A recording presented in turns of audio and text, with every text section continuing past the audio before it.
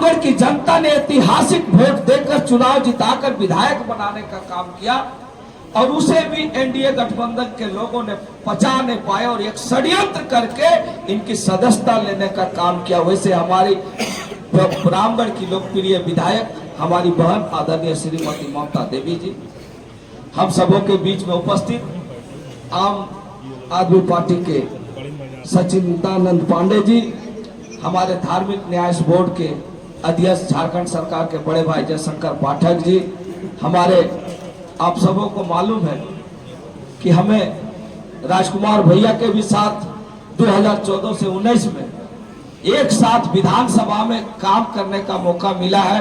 वैसे संघर्षशील और हर वर्ग, चाहे किसान हो चाहे पिछड़ा हो, हर वर्ग की बातों को सदन में गंभीरता से उठाते थे। वैसे राजदरबार के पूर्व विधायक हमारे भाई राजकुमार यादव जी, जो भाकपा माले के प्रतिनिधित्व के तौर पर हम सबों के बीच में बैठे हैं। सीपीएम के हमारे बड़े भाई सिट्टू भैया जी, जिनका हमेशा निश्चित रूप से शहर में इनकी बात को लोग सुनते हैं। और हमारे बीच बैठे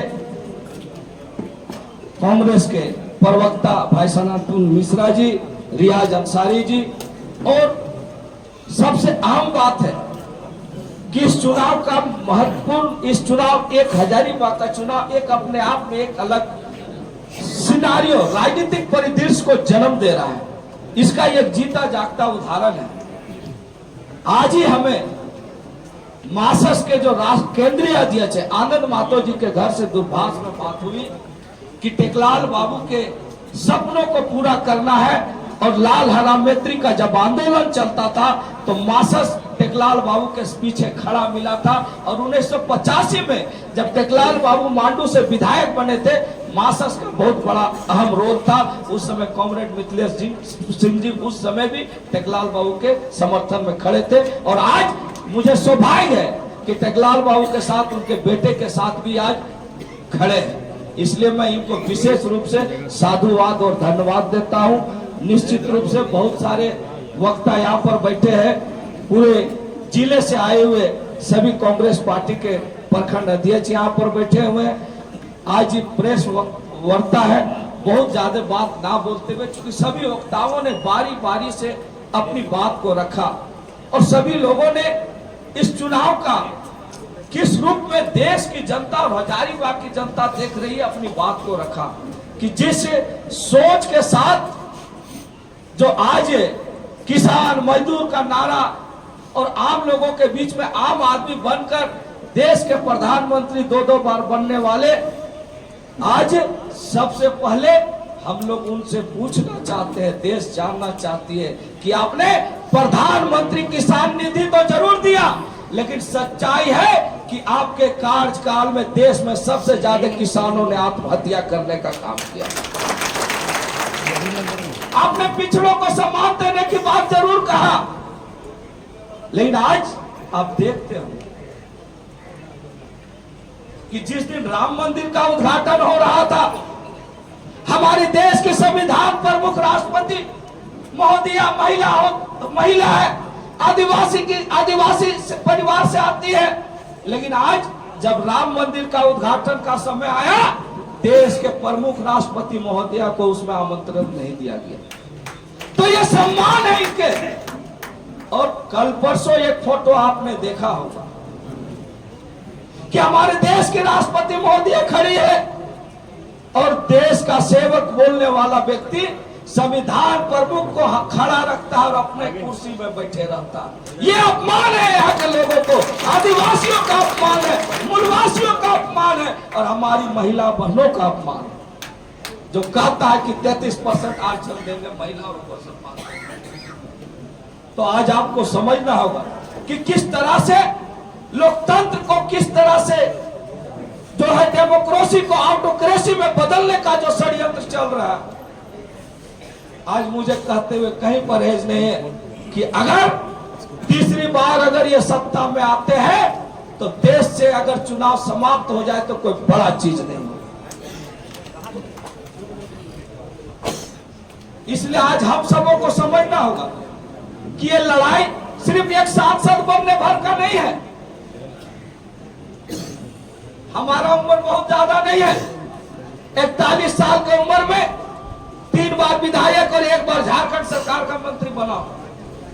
और मुझे याद है जब 2011 का उपचुनाव था तो अभिभावक जसवंत सिन्हा जी ने विष्णुगढ़ की धरती में सबसे पहले उन्होंने आवाज दिया था कि लाखों में एक टेकलाल बाबू थे, वो चले गए, उनको मैं सच्ची श्रद्धांजलि देता हूं।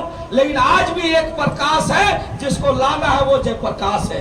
इन्होंने नारा दिया था कि अमांडू का एक प्रकाश जयप्रकाश, इन्हीं का नारा था।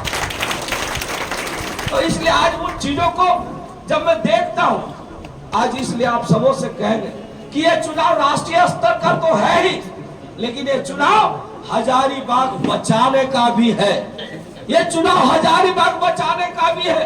और ये हजारीबाग बचाने का क्या क्या फॉर्मूला है और हजारीबाग बचाने के पीछे क्या क्या नारे हैं, मैं अपने से नहीं कहूंगा, लोग कहेंगे, हजारीबाग की जनता कहेगी।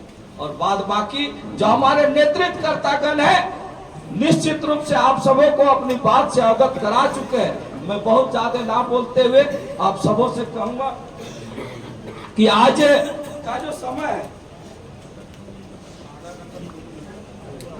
आज का जो समय है, हम सबों को समझना होगा कि इतना बड़ा जो विपक्षी एकता एक साथ खड़ा है, पहले के चुनाव और अभी के चुनाव, ये बहुत दूसरे रूप में मिलेगा। और हजारीबाग में जयप्रकाश भाई पटेल अभी तक ना नगर भ्रमण किया है, ना कोई क्षेत्र भ्रमण किया है, लेकिन जो परिदृश्य उभर कर सामने आया है कि हजारीबाग में इस बार कुछ अलग होगा, इस बार कुछ अलग होगा। मुझे लगता है कि 1971 और 84 के बाद इस बार यहाँ के लोगों ने हाथ अपना चुन लिया है और यह समय 4 जून को बताएगा। इसलिए इस कार्यक्रम में हमारे दोनों जिला अध्यक्ष भी, हमारे मुन्ना पासवान जी जो रामगढ़ के, वो भी बैठे हुए अध्यक्षता कर रहे, हमारे जिला अध्यक्ष शैलेंद्र यादव जी है। निश्चित रूप से इन सबों का सहयोग भी हम सबों को मिल रहा है। हमारे अभिभावक स्वरूप जिन्हों झारखंड मुक्ति मोर्चा के पूर्व केंद्रीय महासचिव रहे, आज भी जहां भी मिलते हैं तो इनका मान आदर मान सम्मान हमारे प्रति रहता है। वैसे डॉक्टर कमल नयन सिंह जी, मैं आप सबों को भी इस प्रेस कॉन्फ्रेंस में स्वागत करता हूं। बहुत ज्यादा ना बोलते हुए मैं अपनी वाणी को विराम देता हूं, क्योंकि हमारे जो वक्ता है, जो मुख्य वक्ता है आज के, उनके विचारों को आप सुने। और मुझे लगता है इनका विचार जो आएगा, हम सब कांग्रेस के एक सच्चे सिपाही होने के नाते, इंडिया गठबंधन के एक सच्चे सिपाही होने के नाते, हजारीबाग के एक एक गांव, एक एक मोहल्ले, पंचायत में इन बात को जाना चाहिए। सभी को जोहार, नमस्कार।